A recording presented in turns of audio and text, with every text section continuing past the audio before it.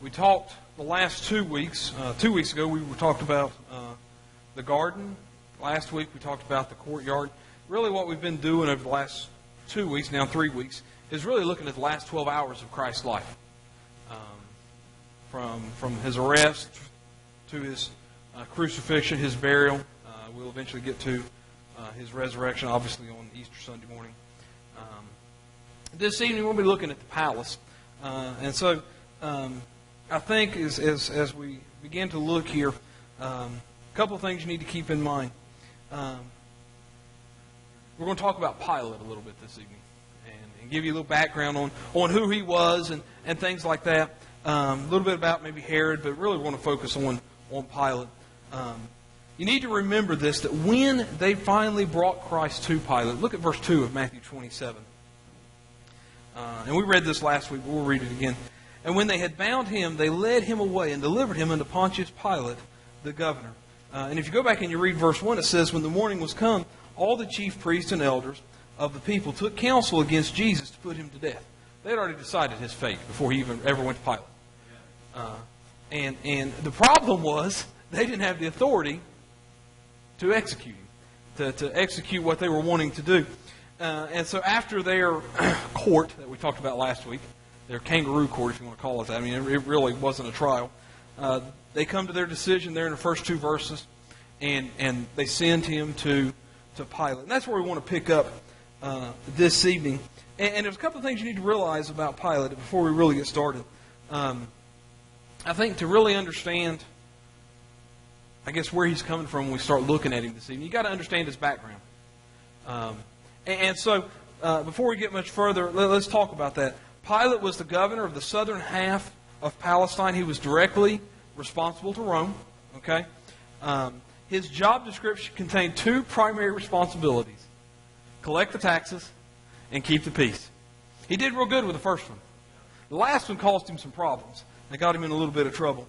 And you know, if you go back in history, there was constant revolts going on, revolutions going on, and threats of those things going on during his reign, much like we hear over in the Middle East today. Okay, not a whole lot's changed, has it? And let's just face it, not a whole lot's going to change until the Prince of Peace comes back and brings peace with him. But if you go back and you read about Pilate, one of the things you're going to find out is he was a ruthless tyrant. Let's just call it like it is. I can't think of nice words to say about an unnice guy.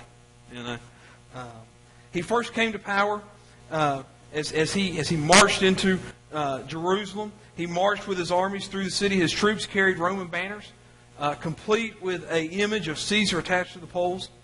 That got him off on a real good foot with the Jewish people in Jerusalem, because he came in saying, we're going to worship Caesar. We're going, all hail Caesar, all of this, and that immediately was a graven image. And so, got him started off on a real good foot with the Jewish people there in Jerusalem. They began to protest for 5 days, and finally he agreed to meet with them there. And when he did that, then he had his armies surround the theater where they were all at and basically say, you do this or I won't let you out, I'll kill you. So, that didn't work out too well for him. He backed down and eventually removed all the graven images there of Caesar that he'd put up. Then he decided to build an aqueduct. And he financed it. The problem was he financed it from the temple treasury. He didn't even ask. He just took it. There it was, okay? And of course, this made the people angry. They started rioting in the streets, and Pilate had his soldiers dressed as civilians so that they mingled in with the mob, and they'd clubbed many of them to death. And we know from the Bible that Pilate was a cruel killer. Luke 13, verse 1 says, there were present at that season some that told him of the Galileans whose blood Pilate had mingled with their sacrifices. And Caesar received a lot of complaints about Pilate. A lot of written complaints about Pilate and his behavior and the things that he did. And so I think it's safe to say at this point in his reign, Pilate's on the hot seat. Pilate's probably getting a little nervous and worried about rebellion and all of those things.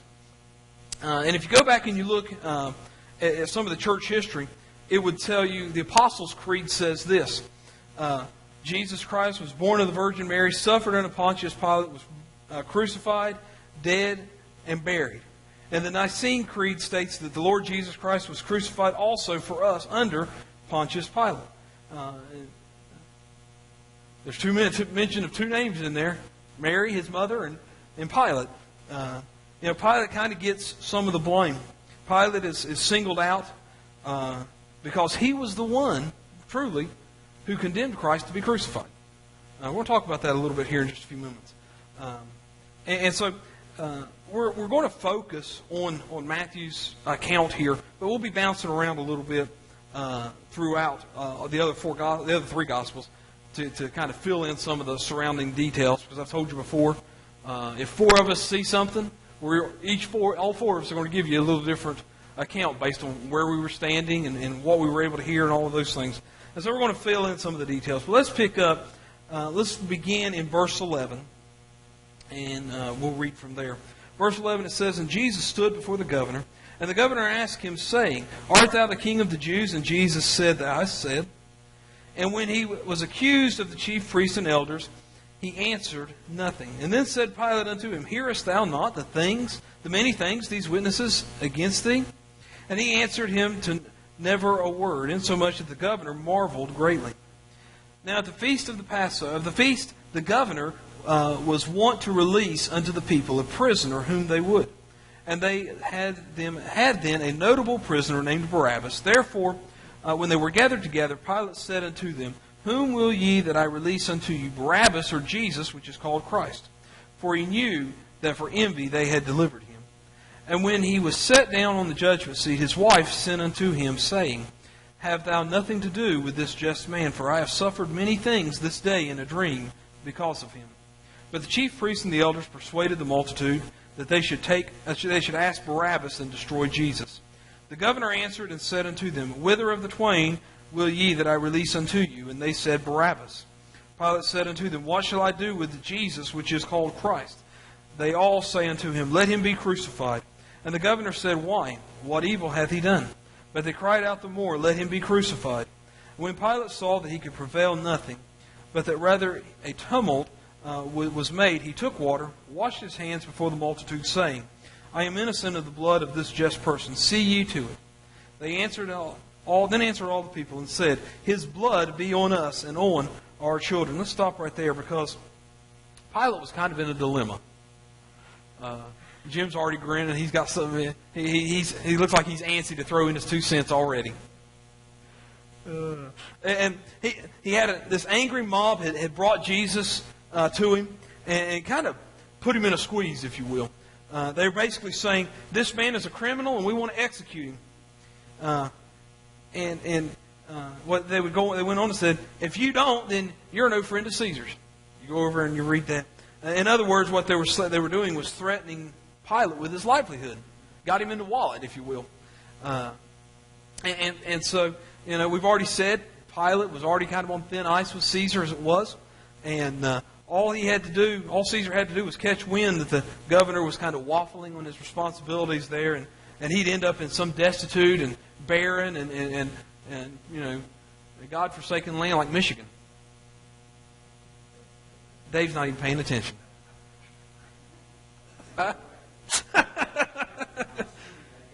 I was waiting for some comment. Oh. And basically, here's how the dilemma boiled down to. It was choosing his job or choosing Jesus.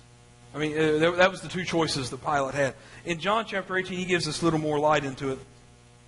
Then they led Jesus from Caiaphas. This is in chapter 18 of the book of John. It says, Then they led Jesus from Caiaphas unto the hall of judgment. And it was early, and they themselves were not into the judgment hall, lest they should be defiled, but that they might eat the Passover. Pilate then went out unto them and said, What accusations bring you against this man? They answered and said unto them, If he were not a malefactor, we would not have delivered him up unto thee. Then said Pilate unto them, Take ye him, and judge him according to your laws. And the Jews therefore said unto them, It is not lawful for us to put any man to death, that the saying of Jesus might be fulfilled, which spake, signifying what death he should die. These guys, these let's just call them what they were, these holy hypocrites, okay? The religious leaders of the day. They parade Jesus to Pilate. He was temporarily staying there because of the Passover. And did you catch there in what we read in John chapter 18 that they couldn't go into the judgment hall? They would be defiled for the Passover. Never mind what they were doing already, okay? To the Passover, the real Passover lamb, okay? And so Pilate then, therefore, comes out to them and he says, what charges are you bringing against this guy? What did he do wrong, in other words? And they first answer implying that he should just accept what they had to say. He's broken our law and we want to put him to death. And it's basically what they're saying. Well, have at it, is what he says. And, of course, they can't because they're not allowed. Here, and Pilate then saw what they kind of figured out real quick, what they were up to. And Pilate wasn't going to just sentence a man based on what they said. And they didn't like that too well. And so they come up with 3 accusations against Christ. Luke 23 says, and they began to accuse him, saying, we found this fellow perverting the nation, forbidding to give tribute to Caesar, and saying that he himself is Christ, the King. Now, did you notice in there, we found. First of all, that's false. Because the 3 things had formed no part of the evidence that they had against Jesus. We go back to talk about what they did last week. None of that had anything to do with what they were trying him for in their religious courtroom, in the Sanhedrin there. What they were doing, they were mixing lies with the truth to manipulate Pilate so that they could get what they were wanting to happen. And the first charge was very vague, saying that he was perverting the nation. Then they said, the second one, they said that he was advocating people to not pay their taxes. Jesus himself said this in Matthew 22, give to Caesar that which is Caesar's, and to God that which is God's. Okay? Then they come to the third allegation. And this one has a little bit of traction because it's true. Okay? This one, Jesus did claim to be king, but he pointed out in John chapter 18 that his kingdom was from another place. It wasn't from Rome. Okay? And he wasn't there to threaten Caesar or to threaten Rome. And so, Pilate's kind of in a squeeze play, as we said. He's in a dilemma here. And that brings us to where we're at here in Matthew 27, verses 11 and 12. We read those. He was accused by the chief priests, Jesus was, and the elders there, and he gave no answer. And so Pilate asked him, don't you hear what these guys are saying about you? Don't you care? Yeah, he's used to when somebody comes before him and there's folks making claims what this person did. Well, I didn't, you know how we are. I didn't do that. That wasn't me. That was my brother. We're twins. That was my evil twin. Or the devil made me do it. We're used to folks making excuses and standing up for themselves, if you will. And here's Jesus. He didn't reply to any of the charges. Didn't have a word to say. And first of all, it fulfilled prophecy. Okay, from Isaiah. Second of all, I think even Pilate knew what was going on, and Jesus really didn't need to say anything to prove he was innocent. Okay.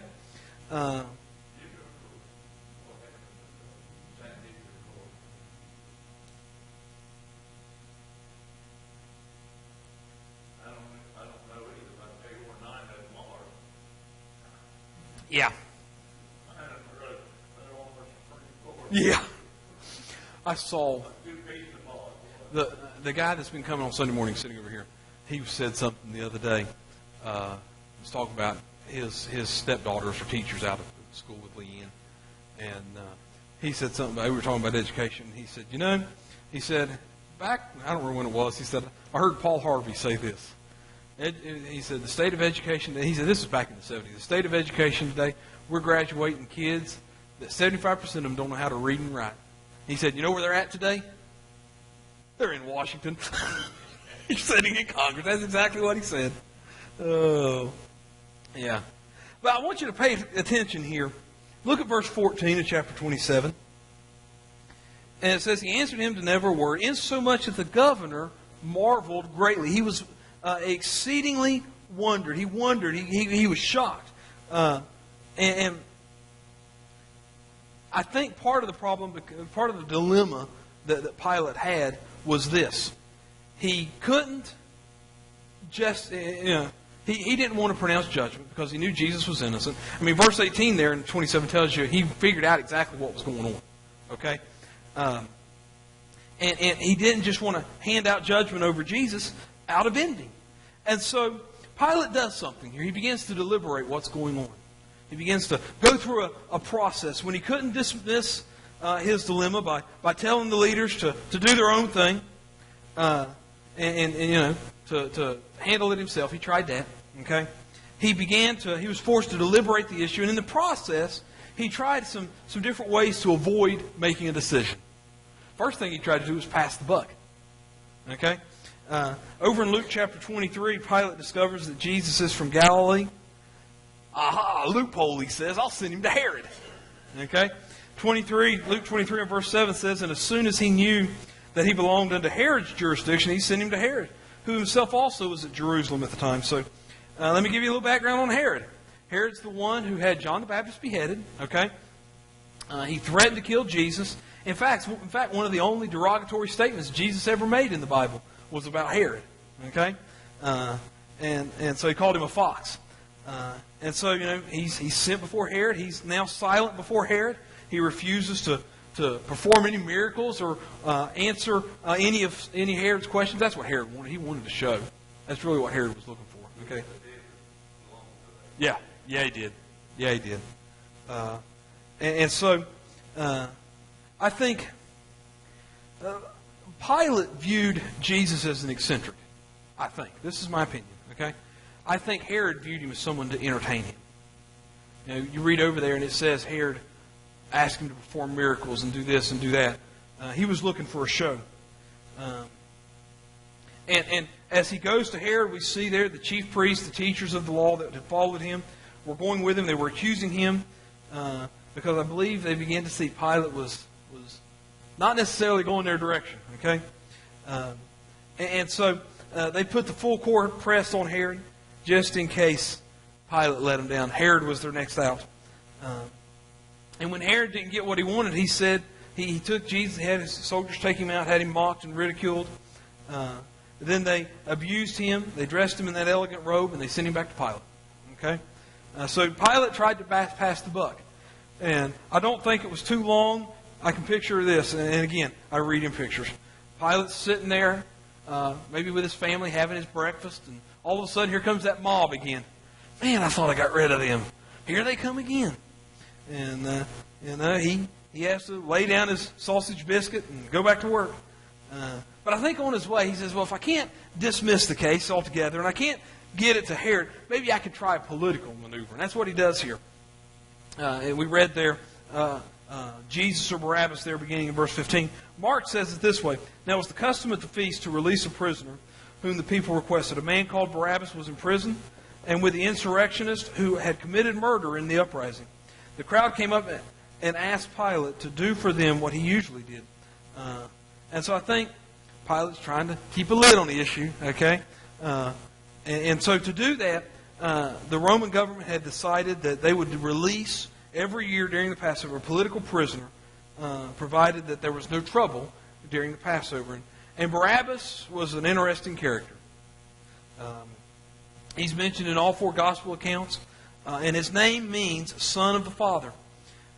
And he used violence to control people. The Bible calls him there an insurrectionist or a revolutionist. Okay, he had led some revolt, and I think Pilate believes that if he allows them to choose between the most despicable prisoner that he could think of and Jesus, surely they won't want Barabbas. They'll choose Jesus, and it'll be over with.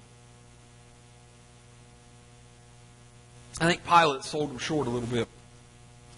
Because if you look at verse 20, it says, but the chief priests and the elders persuaded the multitude that they should ask for Barabbas and to destroy Jesus. I can see it now. Some of those chief priests and the elders there going around, they're probably all spread out around, and they would say, who do you want me to release? Barabbas. Before anybody else could say anything. And everybody just jumped right in. That's just the way I see things. It would be kind of like us saying today, I'll give you Jesus or, Charles Manson or, Bin Laden or Saddam Hussein or some of those guys, take your pick. Well, I know who I'm picking, but, that's kind of an idea of what we're looking at here.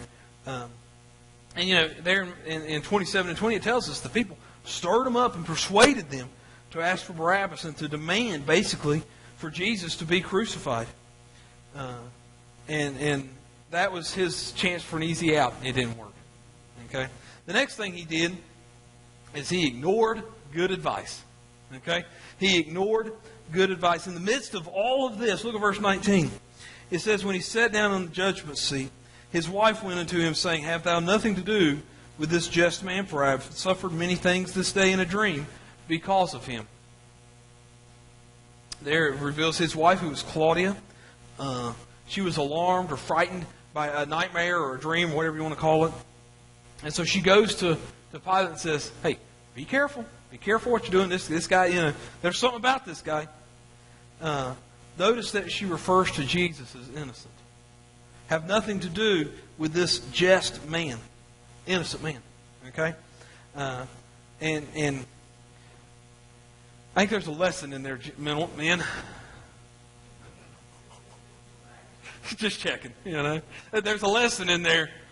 Pay attention to your wives. Listen to your wives. I've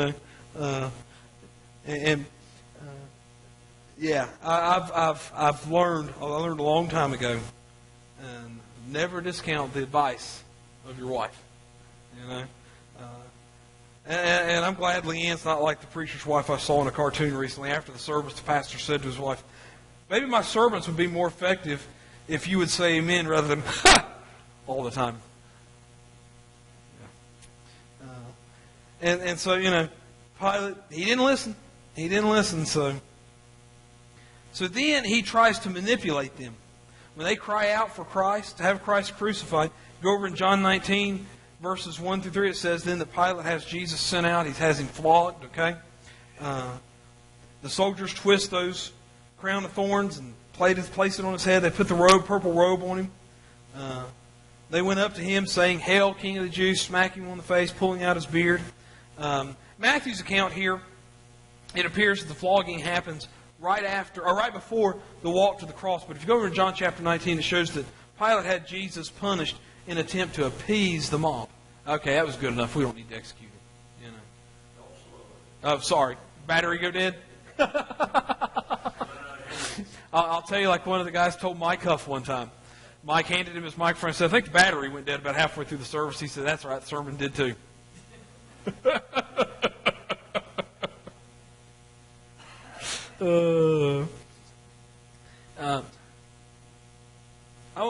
Let's talk about that flogging and all that went through. If you've seen the movie The Passion of the Christ, you've seen that scene.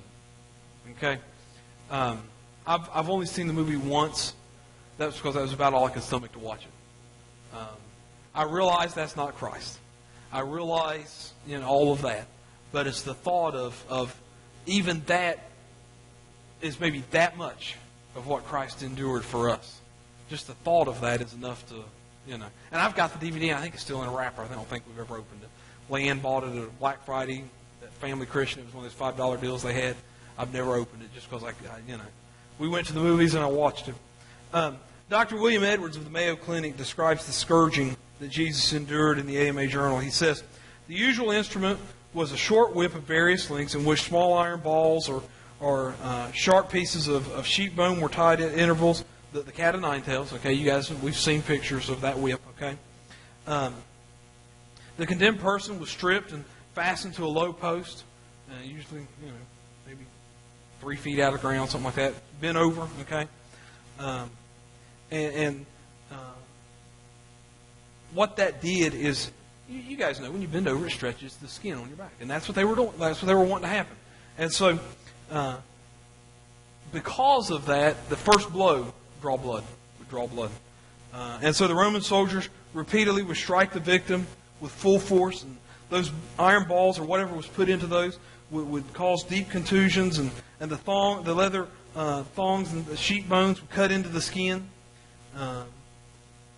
And as the flogging continued, those lacerations would tear not only the skin, but into the muscle, okay? And just shred. Another writer said this: the severity of the scourging would be determined by how quickly the criminal confessed. Jesus never confessed. He didn't have anything to confess. Exactly.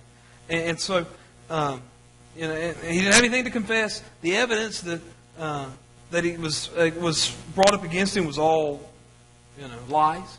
Okay? And so, since he never confessed, I think that would be evidence that he received probably the most severe scourging that was possible. And if you've seen the movie The Passion of the Christ, I think there's one point where Jesus actually even tries to stand up. The guy that played Jesus, the actor, after being beaten, is kind of to say, that all you got? Then they bring Jesus back. He's presented to the people. The crown of thorns and the robe were designed to kind of give him the mock appearance of royalty. Okay. Pilate was hoping that would be enough. That would appease the mob, and they would go away happy. But I think he misjudged them because they were kind of like sharks. They had scourged Jesus, and sharks can smell blood. And I think those guys could smell the blood, and they wanted more. And so then Pilate does something else. He appeals to reason. He begins to appeal to, in verse 22 there of 27, he asks the most famous question. Pilate said unto them, "What shall I do unto thee? What shall I do then with Jesus, which is called Christ?" And they all said, "Crucify him. Let him be crucified." And then the next verse there, you see Pilate even trying to ask the question, why? What did he do? And they wouldn't even hardly let him get the word out. Crucify him. Crucify him. I don't think there was a whole lot at that point that he could have done. And so we see here Pilate's decision. Pilate was faced with a dilemma. He deliberated as long as he could, and he had to make a decision. Unfortunately, his decision was more of a non-decision than a decision. Okay, look at verse 24. It says, "When Pilate saw that he could prevail nothing, but that rather a tumult was made, he took water, washed his hands before the multitude, saying, I'm innocent of the blood of this just person. See ye to it." The Jewish people, they were accustomed to washing their hands to show that they were innocent of crimes that had been committed by someone else. You go over to Deuteronomy, over to the book of Psalms and see that. Folks, no matter how hard Pilate scrubbed, no matter how hard, there was no way for him to wash away the guilt for what he had done or didn't do. Okay? Because he couldn't have it both ways. He couldn't be guilty and innocent at the same time. He's trying to be what a politician is. A politician. I heard a politician not too long ago say, "I voted for it before I voted against it."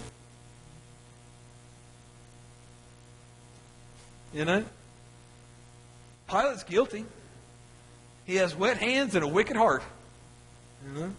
He's doing what most people do as he protests his innocence and his goodness.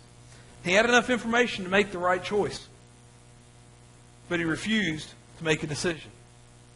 And there's a lot of people, they don't hate Jesus, but they do what Pilate did. They have enough information to make the right decision. They just don't make a decision.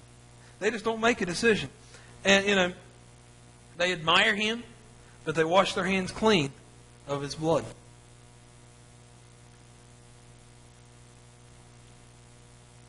You know what? And when we don't, I was talking to somebody today, and I've told you guys this before. We look at the way our world's going, and we as the church, the Christian majority, okay, in the United States, sit idly by and let these things happen. We complain about them in our own little circles, but we never really stand up to be counted. It's like when we don't take a stand for Christ, we've really taken a stand against Him.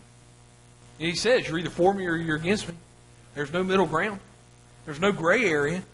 Neutrality is an impossibility. Chuck Colson said this: legend has it that years after the crucifixion, Pilate was still frantically washing his hands, trying to cleanse his conscience from the blood of Christ. Right up until the worms got him. That's all I got. Anybody got anything?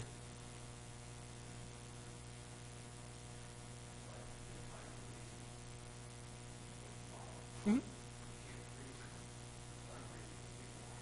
You can't reason with insanity.